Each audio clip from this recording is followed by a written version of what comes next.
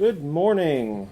Welcome to, that's loud, welcome to This Week at EPL for February 22nd, 2021. I'm Andrew. I'm Zach. We're going to talk about things that are going on this week, some things that are wrapping up this week, some things that are starting this week. First up, just to get right into it, is I am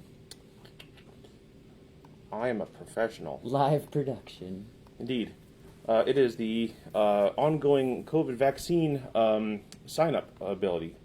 Yep. We're still doing sign-ups for the COVID vaccine. So you can call us. You can call us at the library, and we can take you through that process.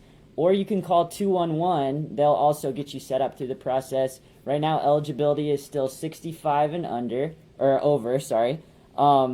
And they're expanding sites to both Kroger and Middahl Hall. So call us if you are interested in that. That's still happening. Awesome. Before we move on, Darcy actually, our public service manager, put together a really neat instructional video on how to get signed up for the COVID vaccine. That can be found on our videos on our Facebook page. Yep. Also got tax forms that we can still get for you, right? Yep. So we usually have a charge for printing above 10 pages, but tax forms specifically are no charge to print. We've got things like the 1040 and other specific requests. We're not tax professionals, so we don't know what you need, but if you can tell us exactly what you need, we can print it out for you at no cost. That can be done in the upper level of the main library building. Unlimited tax forms for those of you who get lots of enjoyment from tax forms. More tax forms. As many as you want. So a couple of things here. We wanted to highlight a couple new adult fiction books. The first one here we've got on the left is called In the Garden of Spite by Camilla Bruce. It says, an audacious novel of feminine rage about one of the most prolific female serial killers in American history, Indiana's own Belle Gunness and the men who drove her to it. It's a grisly historical thriller that fans of fictionalized true crime will surely enjoy. That does sound grisly. Yes, historical fiction especially. Yeah. If you're looking for something a little different, a little colder weather, combining ancient lore and fantasy, A Witch's Heart by Genevieve Gornichek. Sounds good. Little synopsis. When a banished witch falls in love with the legendary trickster Loki, she risks the wrath of the gods in this fierce, subversive debut novel that reimagines Norse myth. From the most ancient of tales, this novel forges a story of love, loss, and hope for the modern age. Yes, I'm going to have a little bit of fun with this one here. This is called Point of Danger by Irene Hannon. Radio talk show host Eve Riley is used to backlash from her plot-stirring on-air commentary and interviews, but now it seems a disgruntled listener is resorting to more than angry words to express their displeasure. When a suspicious package arrives on her doorstep, Eve turns to law enforcement for help. This heart-stopping new series will have you turning pages well into the night. The final one we are going to highlight is called A Simple Murder by Linda Castillo. Together for the first time in print, A Simple Murder features 6 original short stories starring whip-smart Chief of Police Kate Burkholder. So we're continuing. We always get new stuff in here at the library. You can find those on the main level, on the 2 marble-looking cubes right when you walk in. And we've got a bunch of neat new stuff that'll always be displayed when you walk in. And then the adult fiction, like this kind of stuff here, is going to be not just on those 2 cubes, but also on the wall that's on the opposite side of the fireplace. What is that called? This thing that's behind us. So let's move on to Steam. We've got some kind of a new season of Steam coming up, right? Yeah. So cold winter weather and the problems that caused have definitely been all over the news recently. And so we actually went down to the Indiana Department of Transportation to see how Indiana handles when we get ice storms, snowstorms, how they plow the roads, and the science and technology that goes into melting everything, the logistics of plowing everything, getting everything cleared off. It's actually really neat to see the trucks and everything from joysticks and technological panels in the trucks to multiple hydraulic plows, how the salt chemistry works. It was really kind of interesting. You got to go up in one of those, didn't you? I did. I got to crawl up. They wouldn't let me drive it because I don't have a really fancy license, but I suppose I could have taken off. If you draw, like, put a lot of glitter on your license, do you think, will that make it fancy? Yeah, I think that's what's required. Okay. I'm pretty sure that's how it happens. It was really cool, though. We really appreciated them having us down and all the partners that helped us out with it. And then this last week we had the ice sculptures. Yeah. Those are still there, aren't they? They are, I assume, because it's still freezing outside. It did rain. Did it rain here a little bit? I don't know. I was probably sleeping. So go check and see those, see if they're still up there. They had snow on them. I think a little bit warmer weather, they'll still last a while. Yeah, I think the guy said that they last about 7 or so hours when they're sitting in 68-degree room weather. Yeah, they're really gorgeous. I mean, especially when you get up close to them, the ornate, and even at night to see the lights underneath them and the light shine through and make it kind of kaleidoscopic. Yes. It's really cool. We don't Done.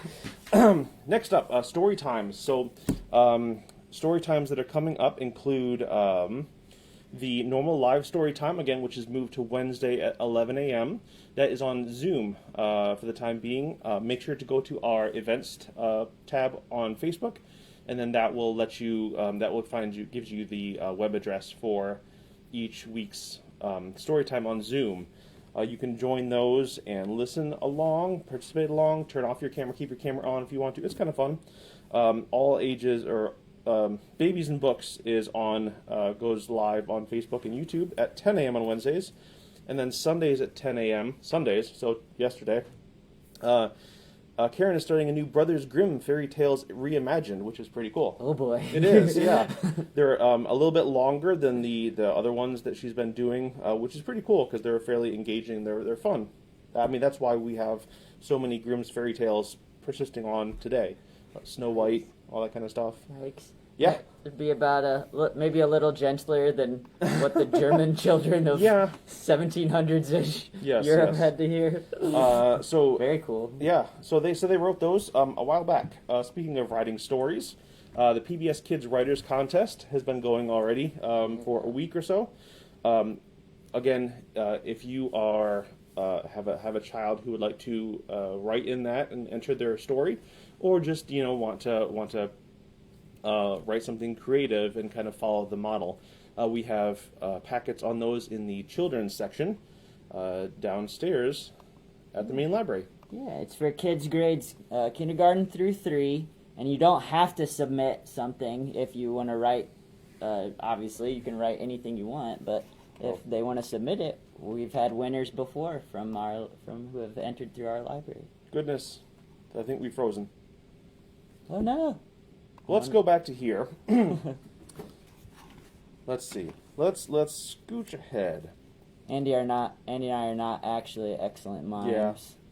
Yeah. So anyway, you can hear us. Voice artists. Go ahead and continue on with something, and I'll fiddle with this. The prize winners for Winter Read have already been selected, and the prizes for that will continue to be at the main desk.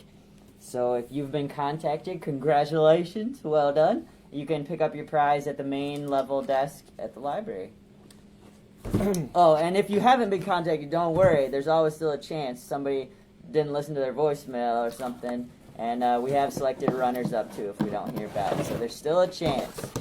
So you're saying there's still a chance. There's still a chance. What in the world is this? I'm playing.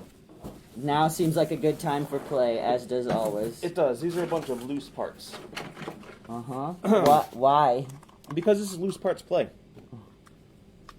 What is loose parts play, you ask? Yes, I do ask that. I'm glad you asked that. Thank you. So this is kind of a fun thing for children, ages... Oh, we're frozen again. Didn't we? Anyway, you can kind of see what I was doing here. Yes. You can listen to it now. You can check. Yes, it's audio podcast. Anyway, children ages 3 and up.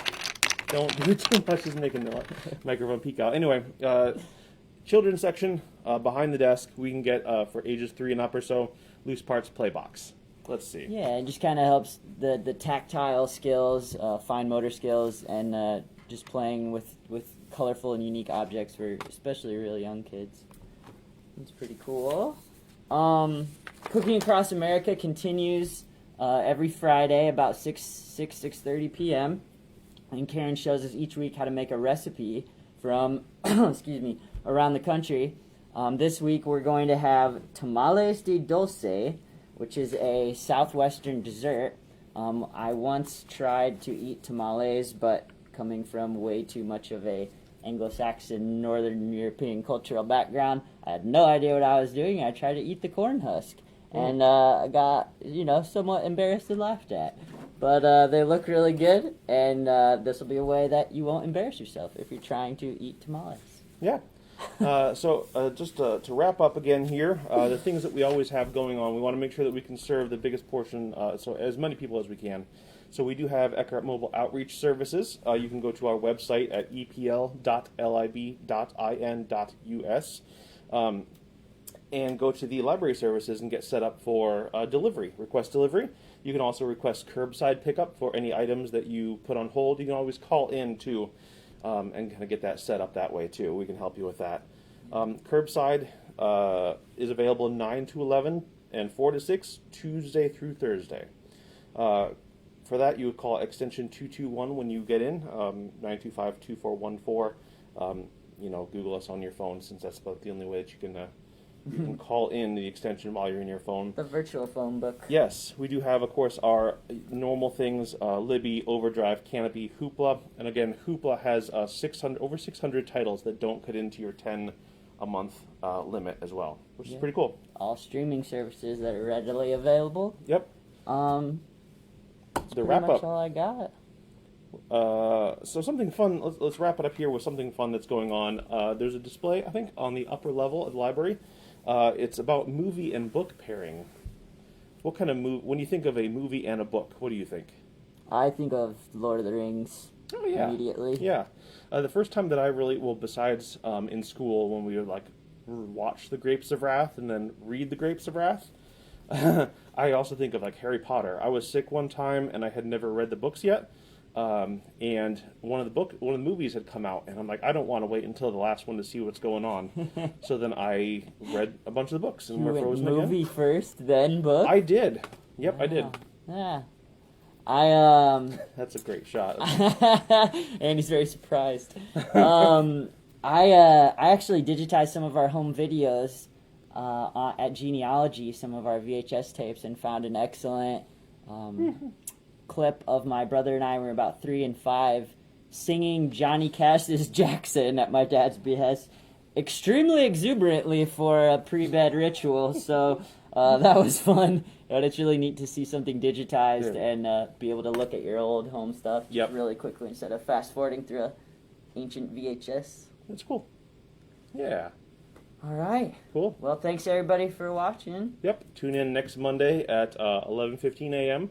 We will, it should be a little bit warmer so we won't freeze like that's a bad Dad joke. jokes. Anyway. See you in March. See you later.